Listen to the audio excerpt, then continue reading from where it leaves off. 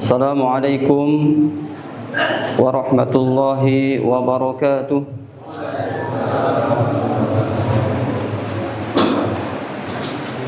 Innal hamdalillah nahmaduhu wa nasta'inuhu wa nastaghfiruh wa na'udzu billahi min shururi anfusina wa sayyiati a'malina. May yahdihillahu fala mudilla lahu wa may yudlil fala hadiya lahu. Asyhadu an la ilaha illallah wahdahu la syarika lah wa asyhadu anna Muhammadan abduhu wa rasuluh sallallahu alaihi wasallam. Ya ayyuhalladzina amanu taqullaha haqqa tuqatih wa la tamutunna illa wa antum muslimun. Ya ayuhan nasu u'budu rabbakumul ladzi khalaqakum wal ladzina min qablikum la'allakum tattaqun. Ya ayyuhalladzina amanu taqullaha wa qulu qawlan sadida yuslih lakum a'malakum wa yaghfir lakum dhunubakum wa man yuti'illaha wa rasulahu faqad faza fawzan 'azima. Amma ba'du, fa inna asdaqal hadithi kitabullah wa khairal hadyi hadyu Muhammadin sallallahu alaihi wasallam wa syarrul umuri muhdatsatuha fa inna kulla muhdatsatin bid'ah wa kulla bid'atin dhalalah wa kulla dhalalatin finnar.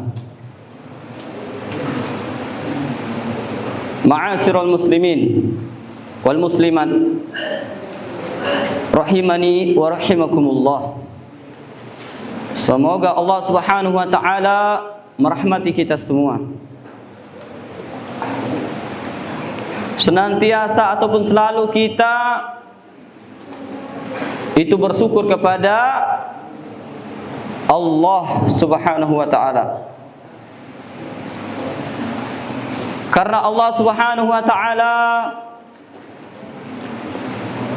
telah begitu banyak memberikan nikmat kepada para hambanya, terkhusus kita yang berada di dalam masjid Al-Islam yang insyaallah diberkahi oleh Allah Subhanahu wa taala. Amin ya rabbal alamin. Di antara kenikmatan tersebut adalah kita masih bisa menyempatkan diri sebelum acara ini, yaitu salat maghrib berjamaah.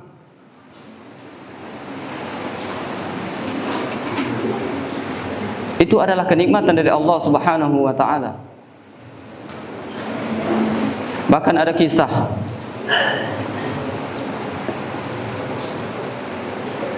ada seorang yang datang kepada seorang ulama. Saya tidak merasa ada hukuman dari Allah Subhanahu wa taala. Harta banyak, kemudian musibah-musibah tidak ada. Padahal saya tidak sholat. Makanya ulama tersebut mengatakan, engkau tidak sadar.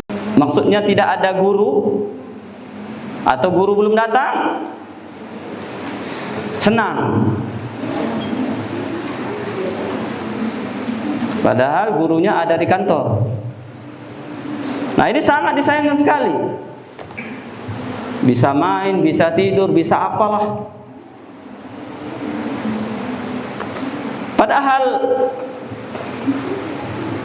para penuntut ilmu yang sejati adalah cari. Ini pelajaran siapa? Cari. Oh, ustaznya di rumah belum datang atau sakit, cari guru pengganti siapa yang tidak mengajari.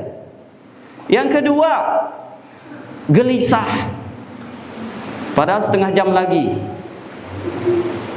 Padahal seperempat jam lagi, 10 menit lagi. Nah, ini bagaimana ini? Kalau penuntut ilmu sejati, tatkala pelajaran masih ada, itu seharusnya masih semangat untuk belajar ilmu agama. Karena ada yang mengajar, karena ada yang menjelaskan. Bahkan kalau bisa, Ustaz, setelah Ustaz itu tidak datang, tambah lagi. Nah, seperti itu. Bukan jam berapa, sibuk ngeliat jam, sudah habis. Bukan seperti itu. Ya. Makanya di antara Allah Subhanahu wa taala menginginkan kebaikan seseorang adalah Allah Subhanahu wa taala mudahkan dia untuk belajar ilmu agama. Adalah Allah Subhanahu wa taala mudahkan dia untuk memahami ilmu agama. Berarti sebaliknya, orang yang dijauhkan dari menuntut ilmu, majelis ilmu, berarti Allah tidak sayang kepadanya. Coba perhatikan hadis Nabi kita yang mulia sallallahu alaihi wasallam. Man yuridillahu bihi khairan, Madza Bilal, yufaqihu fid din. Coba diresapi maknanya. Barang siapa yang Allah menginginkan kebaikan kepada seorang hamba, maka Allah akan pahamkan agama kepadanya. Oleh karena itu jangan malas, bahkan jangan malas. Baik offline langsung seperti ini, ataupun di rumah ada waktu kosong, daripada FB-an, IG-an tidak jelas, ya, karena kalau berita 24 jam tidak habis-habis. Itu baca, dengarkan kajian seperti itu, menambah iman kita, menambah amal soleh kita, karena ilmu pengetahuan itu luas. Bahkan sampai Al-Imam Ahmad rahimahullahu ta'ala mengatakan, manusia itu, seseorang itu, khususnya seorang muslim, terhadap ilmu agama lebih dia butuhkan daripada makan dan minumnya.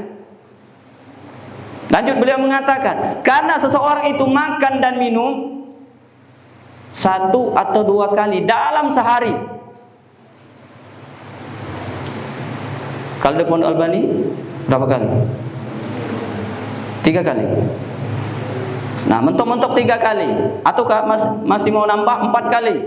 Malam makan lagi. Ini kata beliau,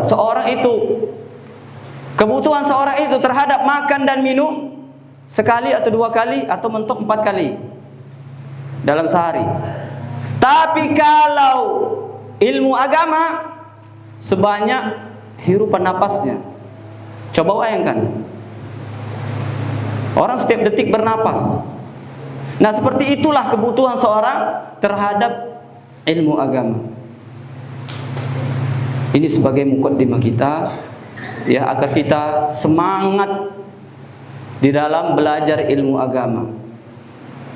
Bukan hanya datang,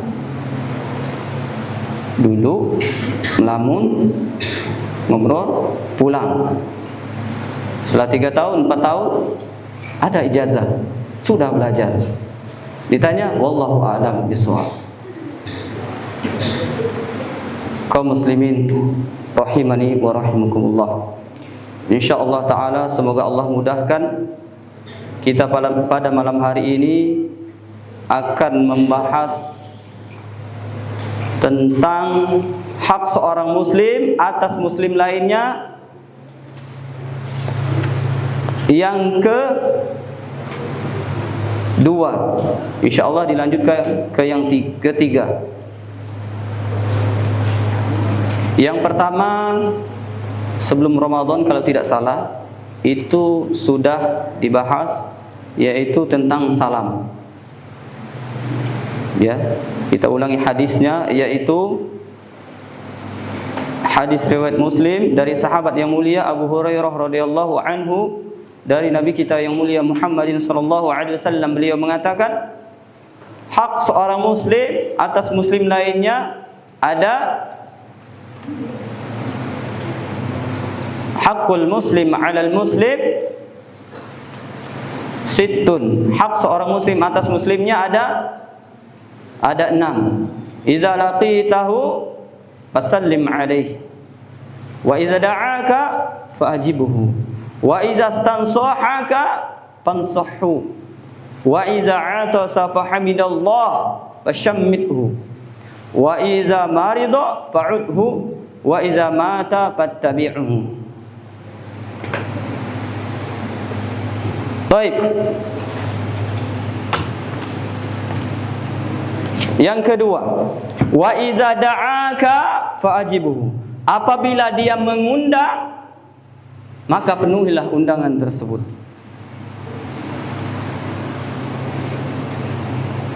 Hal ini juga dikatakan oleh Allah Subhanahu wa taala di dalam Al-Qur'an surat Al-Ahzab ayat 53. Walakin idza du'itum fadkhulu.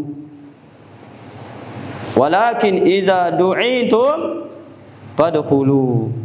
Dan akan tetapi jika kalian diundang, maka masuklah, maka penuhilah undangan tersebut.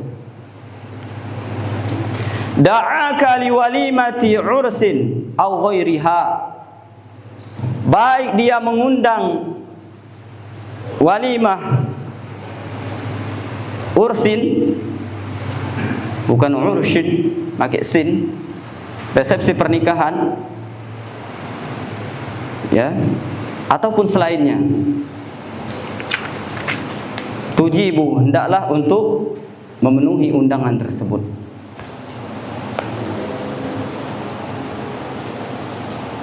Apa faedah? Menghilangkan suudzon. Yang kedua, tanda bersihnya hati. Yang ketiga, saling tolong menolong di dalam kebaikan dan ketakwaan.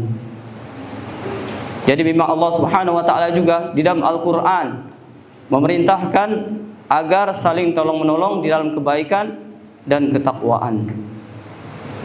Wa ta'awanu 'alal birri wat taqwa. Kata Allah Subhanahu wa taala, dan saling tolong menolonglah kalian ke dalam kebaikan dan ketakwaan.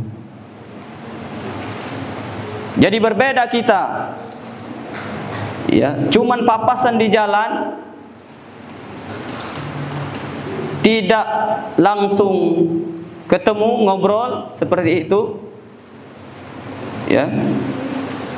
Dengan kita langsung hadir ke acara tersebut, ketemu, ngobrol, makan bersama, itu beda. Bisa saling menguatkan antara kaum muslimin, menguatkan hubungan antara kaum muslimin.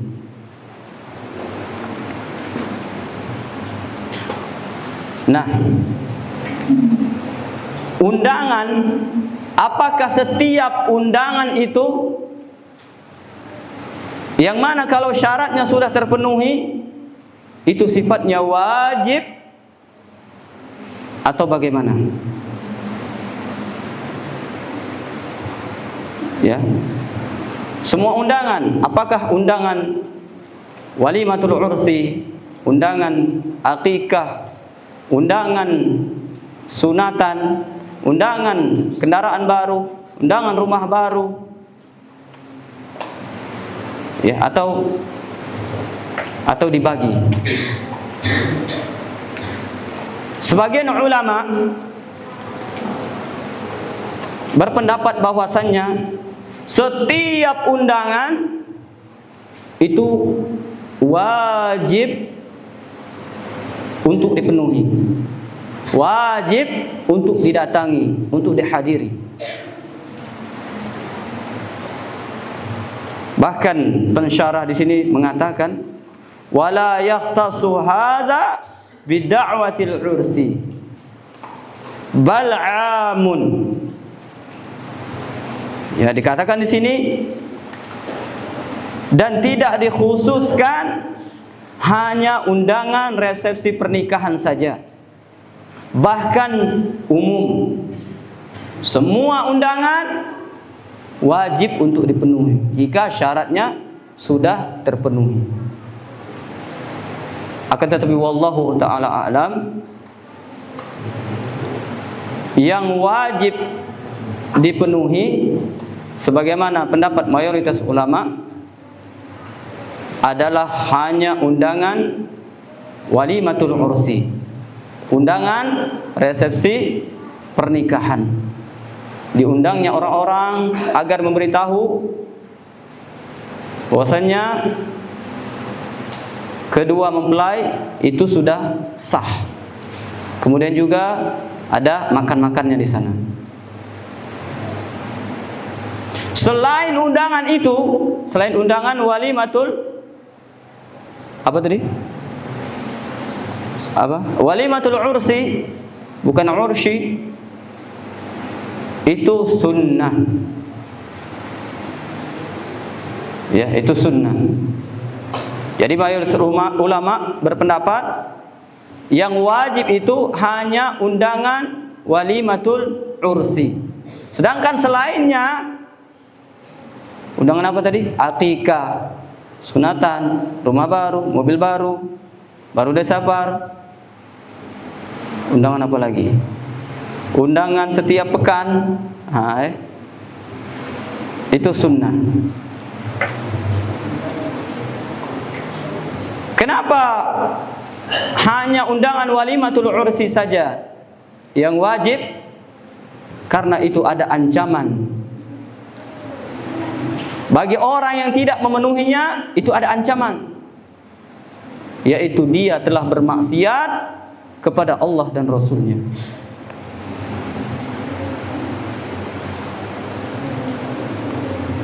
Coba perhatikan, Nabi kita Muhammad SAW bersabda,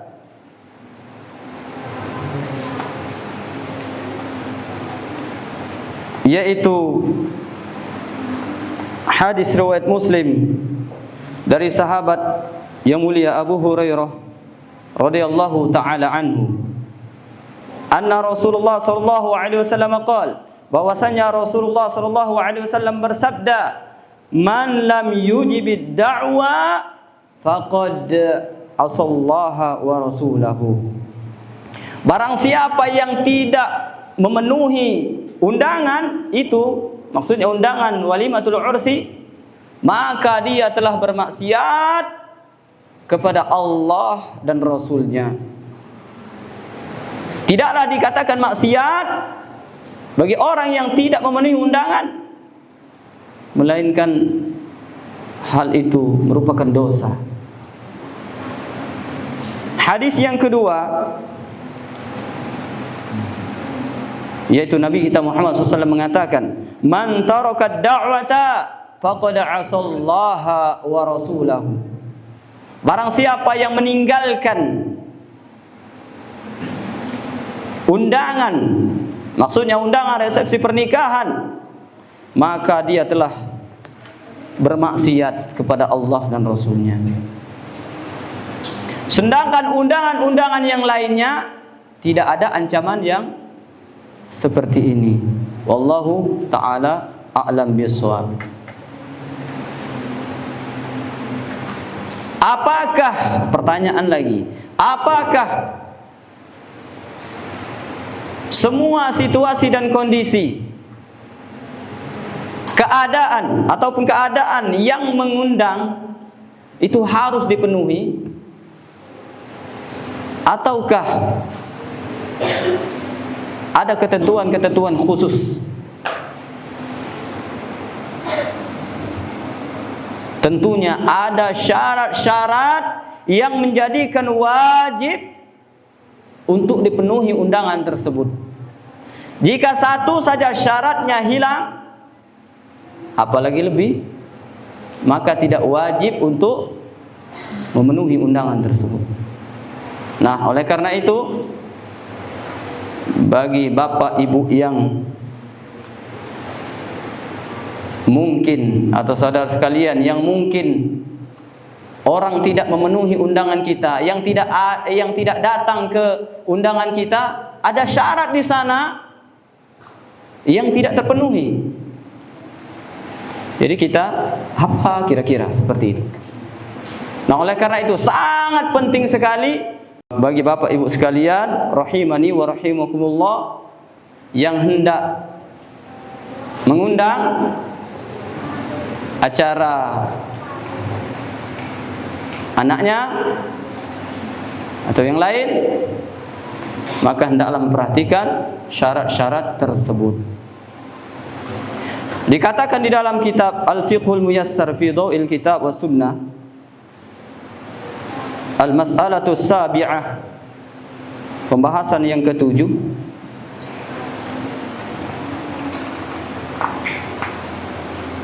syurutu ijabati da'wati walimatil ursi, syarat-syarat wajibnya memenuhi undangan walimatul ursi, resepsi pernikahan.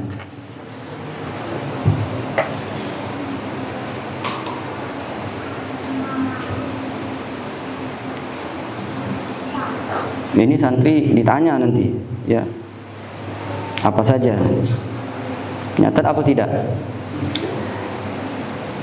Yang pertama, al-awwal,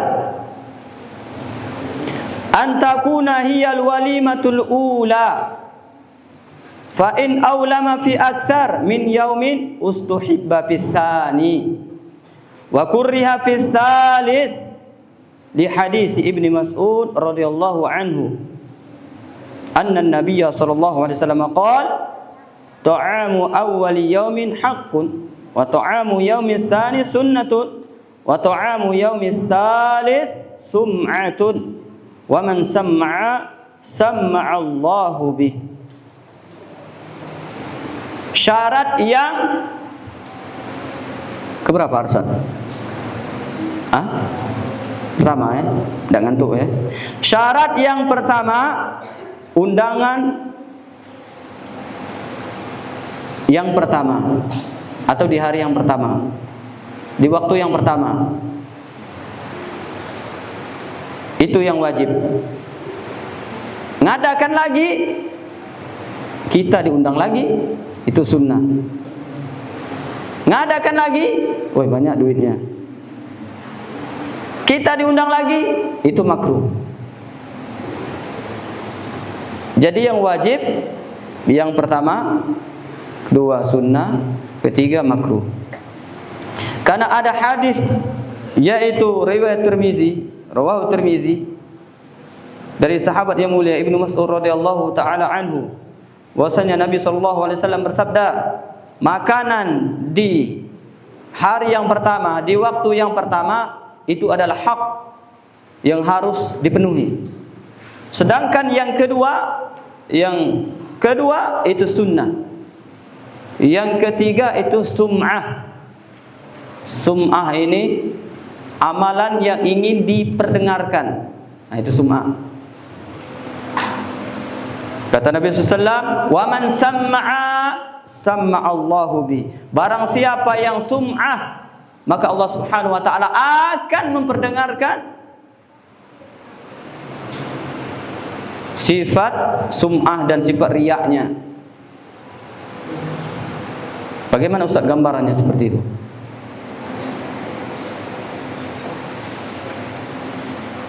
Diharapkan kehadirannya kepada saudara dan famili agar hadir hari Ahad 24, tanggal 26 besok di mempelai wanita. Nah, tanggal 26 itu wajib untuk dipenuhi. Ngundang lagi di mempelai laki-laki pekan depan. Ngunduh mantu apalah namanya. Kita diundang lagi, maka itu sunnah. Ngadakan lagi, pekan depannya lagi, pekan ketiga di gedung, misal gedung siang malam, ya, kita diundang lagi, maka itu makruh. Jadi intinya yang wajib itu undangan yang pertama. Itu syarat baru pertama. As-tsani an yakuna ad-da'iyu musliman fala tajibu ijabatu da'watil kafir. Yang mengundang itu adalah seorang muslim. Karena di dalam hadis itu disebutkan hakul muslim alal muslim, hak seorang muslim atas muslim lainnya. Maka dikatakan di sini, kalau yang mengundang itu adalah orang kafir non muslim, maka tidak wajib untuk dipenuhi. Pertanyaannya, tidak wajib itu bagaimana? Boleh, makruh, haram? Tentunya kalau orang kafir yang mengundang melihat sikon, situasi dan kondisi. Kalau seandainya tidak ada ritual ibadah mereka, kekhususan mereka, apalagi tetangga kita, dan juga dia bisa diajak untuk masuk ke agama Islam, maka boleh kita untuk menghadirinya. Wallahu ta'ala a'lam. Yang ketiga, an yakuna ad-da'iyu min ghairil 'usah al-mujahirina bil ma'siyah.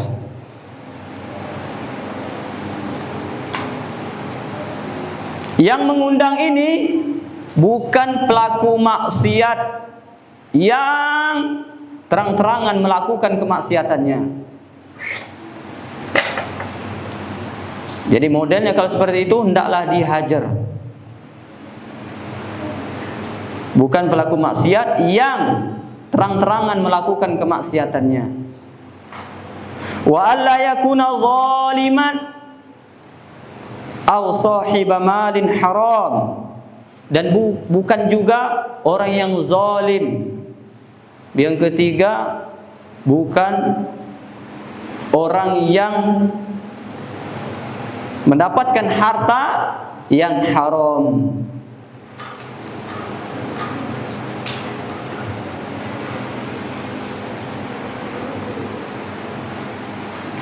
Tapi kalau seandainya kita bisa dengan kehadiran kita, misalnya dia bisa lunak hatinya, dia bisa berubah yang lebih baik lagi, maka tidak mengapa kita untuk hadir. Yang keempat, antakuna da'watu muayyanatan, itu sifatnya perorangan. Hendaklah undangan itu sifatnya perorangan, baik melalui SMS, WA, melalui telepon, atau melalui lewat orang lain langsung datang ke rumah. Ya, langsung Bilal and family, Bilal yang lain. Nah, itu sifatnya perorangan. Itu yang wajib. Tapi kalau sifatnya secara umum, maka tidak wajib. Bagaimana Ustaz?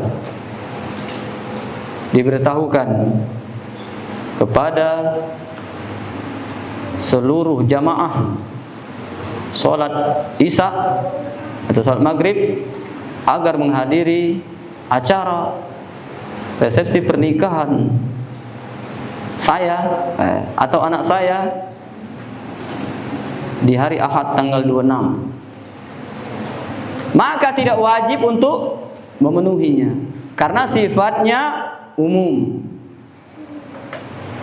Tapi kalau disebutkan satu-satu, lama juga. Maka dia wajib.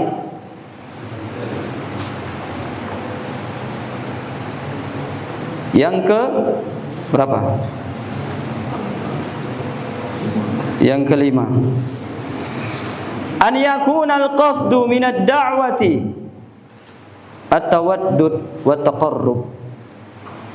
Fa in da'ahu li khawfin minhu aw tam'in fi jahin fala tajibul ijabah. Hendaklah yang dimaksudkan di dalam undangan tersebut adalah dalam rangka saling mengasihi, saling mendekatkan diri, ya, saling kasih sayang. Azan, azan ya? Hah? Tafadhol, man muazin.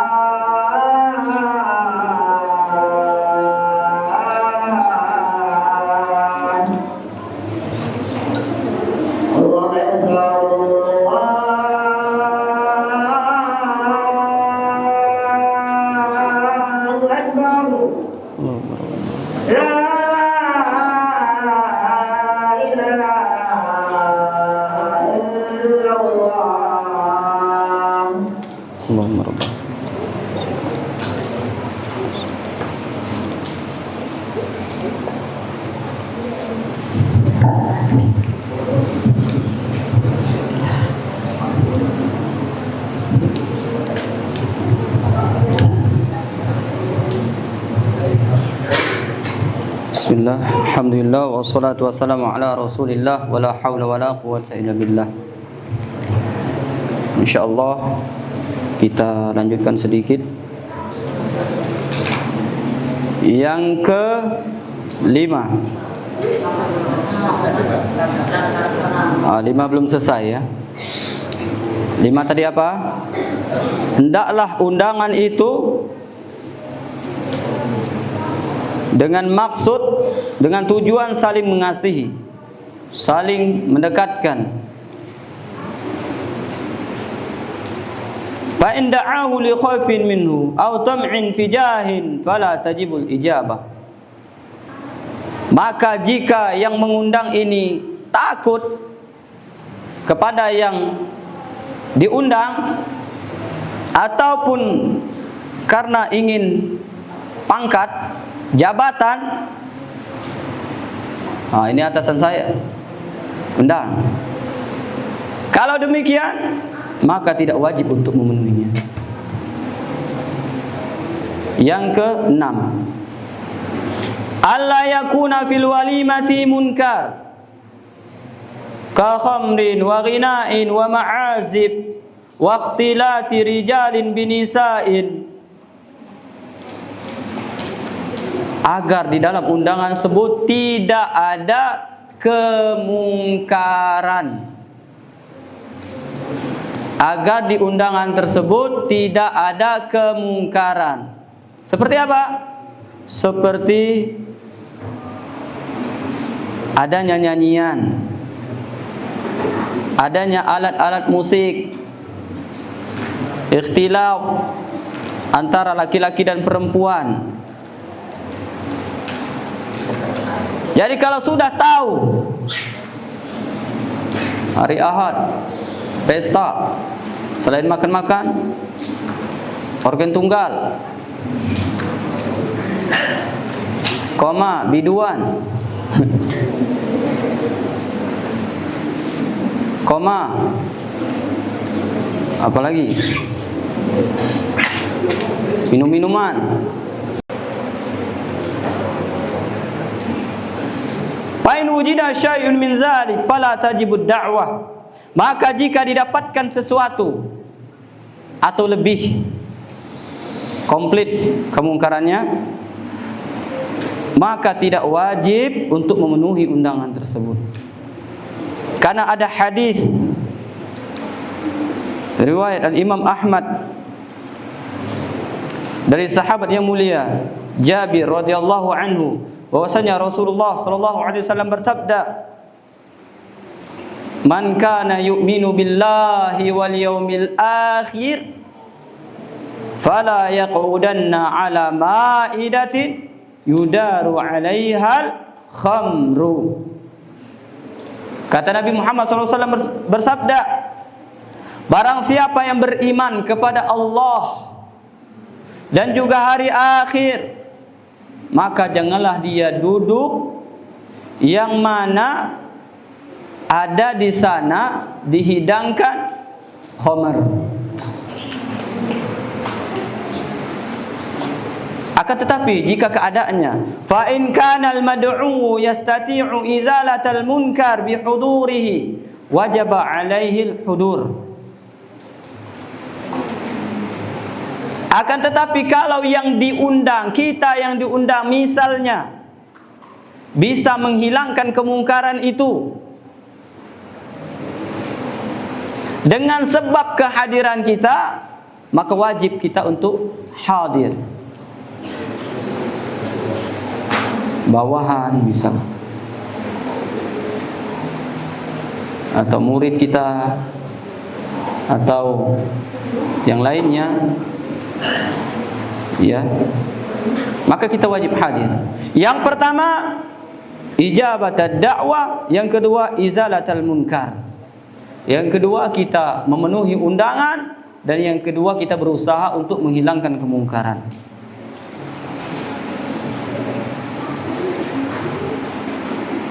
Hal ini berdasarkan hadis Nabi Muhammad SAW, yaitu riwayat